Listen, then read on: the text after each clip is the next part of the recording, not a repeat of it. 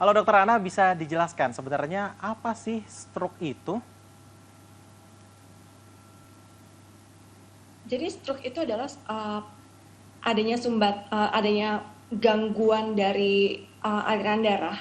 Jadi itu tiba-tiba itu bisa disebabkan karena sumbatan ataupun karena pembuluh darah yang pecah. Tapi kata kuncinya itu harus tiba-tiba. Gitu nggak ada sebelumnya tuh ada seperti demam itu enggak. Jadi langsung tiba-tiba seperti itu.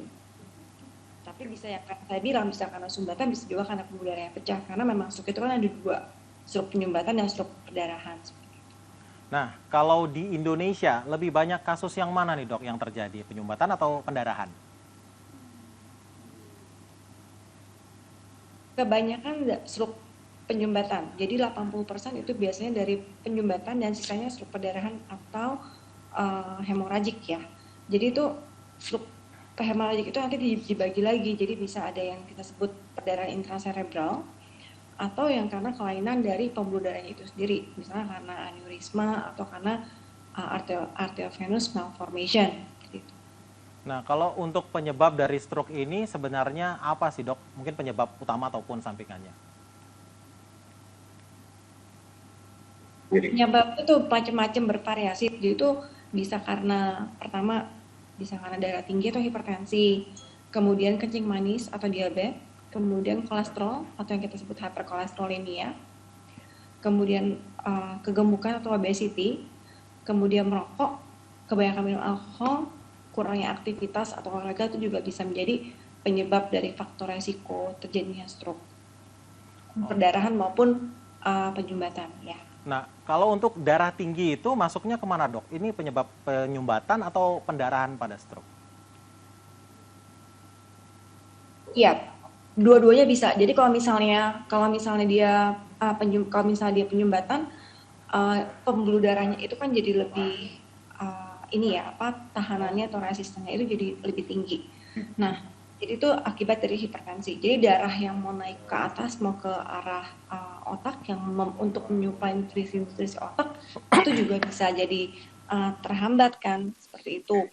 Terus yang kedua karena dia pada pembuluh darah itu lama-lama jadi fragile atau jadi lebih lemah, itu karena darah tinggi itu jadi bisa pecah. Oke, baik. Ada tanda-tandanya nggak sih dok ini seseorang itu terkena stroke?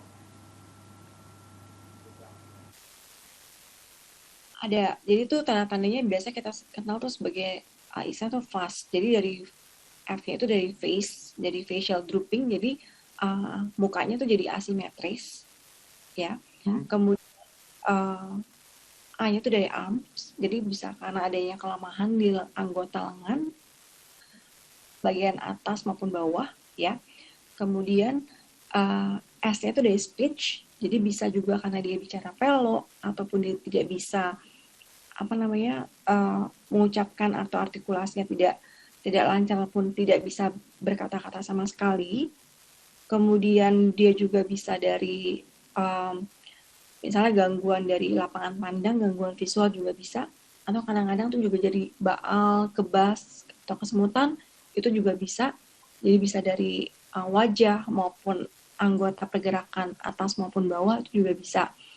Atau yang suka kurang begitu khas, kadang-kadang lupa. Lupanya tuh lupa pada saat itu ya, langsung lupa total. Saya pernah dapat pasien seperti itu, dia lupa, dia nggak tahu dia ada di mana sekarang ini. Dan ternyata memang dia ada stroke. Dan ketemunya itu di bagian frontal atau bagian depan. Jadi itu ada gangguan seperti itu juga bisa. Nah, kalau untuk pertolongan pertama, kalau ada yang stroke nih, apakah bisa dikasih obat atau obat apa, atau apa yang harus dilakukan nih dok? Jadi kalau misalnya memang dia memang saat itu terjadi stroke, itu udah langsung cepat-cepat dibawa. Jadi jangan tunggu sama sekali. Karena kenapa? Karena kita nggak bisa mendeteksi apakah stroke itu dia perdarahan mau ataupun penyumbatan. Karena kan obat-obatannya itu berbeda. Obat yang buat stroke penyumbatan tidak bisa diberikan untuk yang stroke perdarahan ataupun sebaliknya. Karena kan kalau misalnya dia penyumbatan, kita mesti kasih semacam yang kayak untuk menghancurkan klotnya itu, jadi kayak semacam pengenceran dosis tinggi atau yang kita sebut alteplase atau trombolisis nah prosedurnya. Nah itu kita nggak bisa berikan untuk stroke yang perdarahan seperti itu. Jadi berbeda satu sama lain. Oke, baik. Terima kasih Dokter Ana sudah mau berbagi informasi di Lensa Indonesia siang hari ini. Sehat selalu ya, Dok.